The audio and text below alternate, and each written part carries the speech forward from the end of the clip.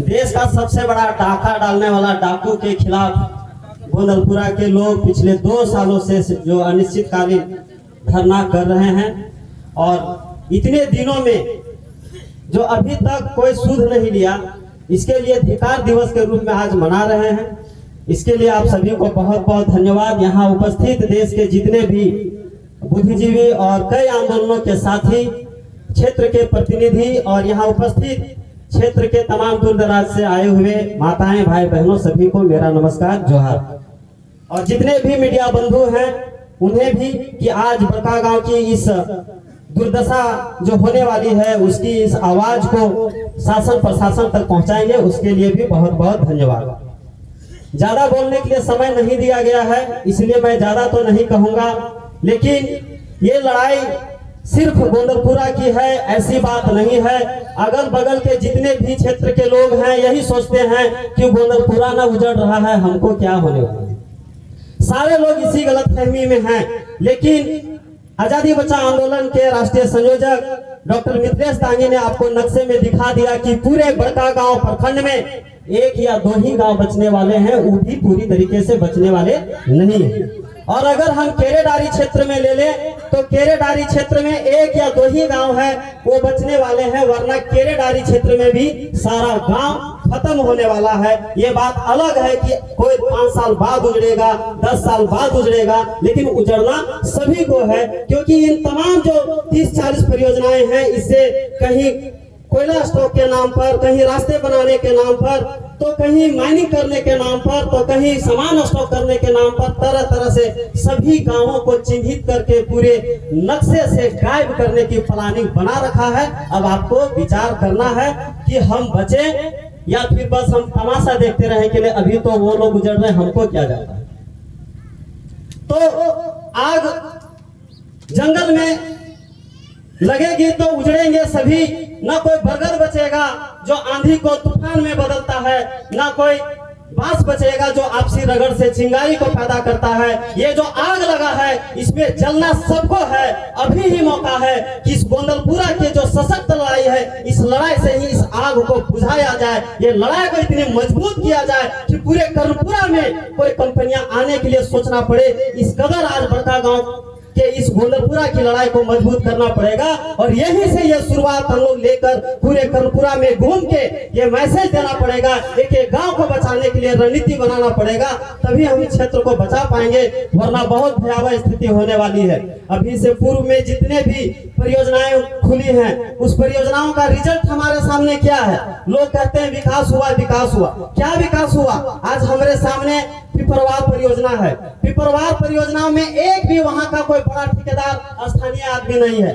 वहां कोई भी जो कॉलोनियों में जो डीएवी स्कूल है या जो अच्छी स्कूल है, स्थानीय लोग नहीं पढ़ते। स्थानीय लोग अगर हैं तो सिर्फ यही करते हैं कि वो दैनिक मजदूरी करते हैं, बस मजदूरी ही करते हैं, ड्राइवर खलासी करते हैं, इसके अलावे कोई विकास नहीं हुआ है। अगर सीसीएल जैसी सेंट्रल कंपनियों के खुलने से ये दुर्दशा होती है, जो जिसको सरकार ने ये कहकर लागू किया था कि अगर ये पीएसयू खुलेगा तो लोगों का जीवन स्तर ऊंचा उठाया जाएगा, उसके संसाधनों से देश का विकास होगा। आज वहां ये स्थिति है तो ये प्राइवेट कंपनियों से क्या दुर्दशा होने वाली? 8-10 हजार का कुछ नौकरी मिल जाता है, उसके लिए हम अपने पुरखों की जमीन को देने के लिए तैयार हैं। बहुत लोग आज भले यहाँ के लोग लड़ रहे हैं, लेकिन अगल बगल के लोगों को जो गांव है उसकी यही मानसिकता है कि गोंदलपुरा में खुलेगा तो हम लोग को विकास हो जाएगा। गोंदलपुरा वाले लोग को होगा कि नहीं होगा ये सोचे छोड़ के दूसरा को पहले सोच रहा है नहीं मेरा तो हो ही जाएगा, मेरा बहुत बड़का साहब से लगा।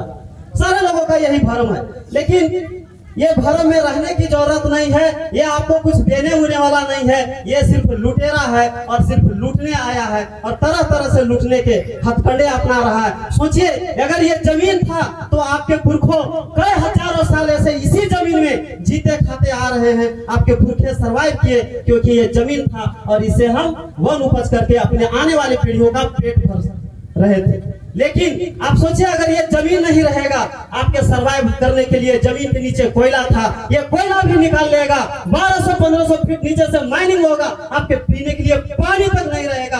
आपका पीढ़ी कैसे सरवाइव करेगा? आप पानी पीने के लिए तरस जाएंगे। और जब आप शहरों की ओर जाएंगे वहां पानी 20 रुपये बोतल हो चुका।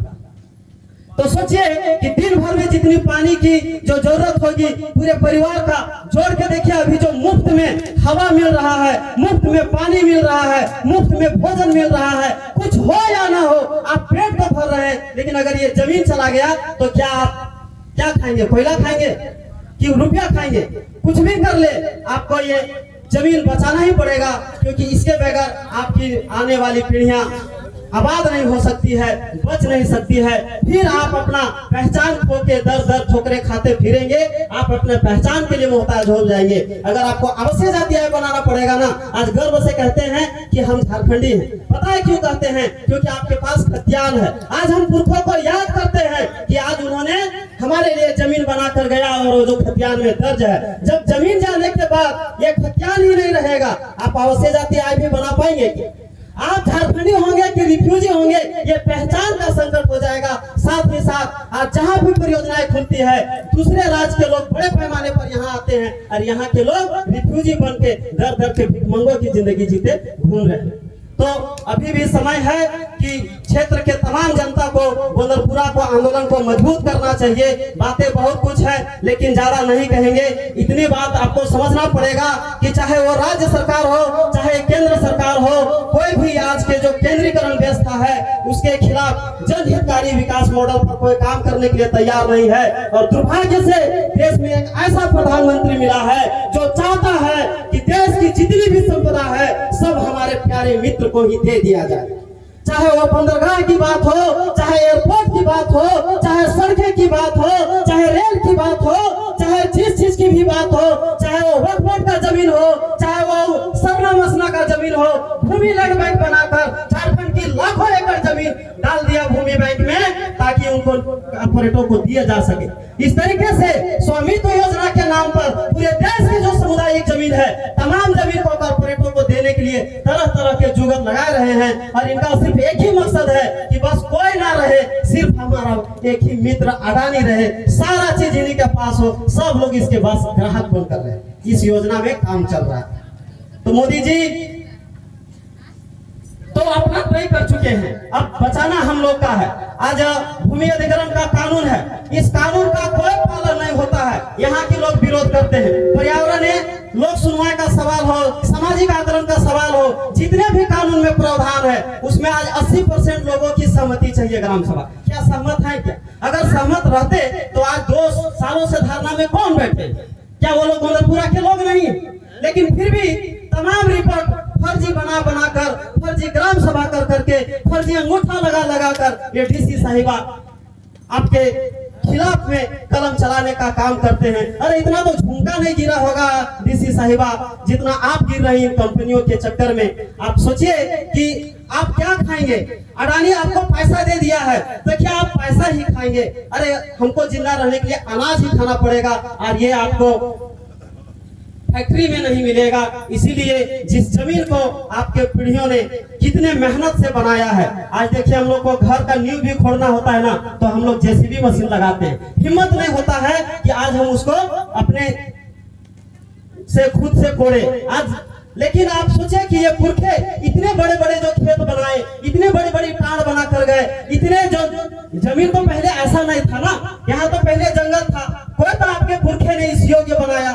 और सोचे उसको इतना कितना मेहनत लगा होगा, उसको बचाने के लिए तरह तरह के प्रथागत नियम बनाए हैं। ज्यादा डीपली नहीं जाना चाहूंगा, लेकिन कई तरीके के नेक नियम बनाकर आपकी जमीन को बचाने का काम किया है। अगर उस जमीन को आज हम आने वाले पीढ़ियों के लिए नहीं बचा कर गए तो आपकी पीढ़ियां किस रूप में याद करेगी? इस बात को सोचने की जरूरत है। इन्हीं बातों के साथ कि आप इस लड़ाई को आगे बढ़ाएं, इस लड़ाई को कैसे पूरे कर्मपुरा में हम लोग लड़ेंगे, इसके लेके जो भी योजनाएं बनेगी, रणनीति बनेगा, उसमें हम हमेशा आपके साथ हैं, पहले भी साथ रहे हैं, और शुरू से इस आंदोलन में हम उस क्षेत्र में भी लड़ते रहे हैं। इन्हीं बातों के साथ आप सभी को बहुत बहुत धन्यवाद कि आज पिछले हम तो देखते हैं बहुत सारे आंदोलन 1-2 दिन में खत्म हो जाता है, 2-4-10 दिन में प्रदर्शन धरना खत्म हो जाता है। लेकिन आज आप लोग 2 साल से जो इस कार्यक्रम को करके और अपना जीवनता का जो परिचय दिए हैं, आप लोगों से एक ही आग्रह है, चाहे जो भी परिणति हो,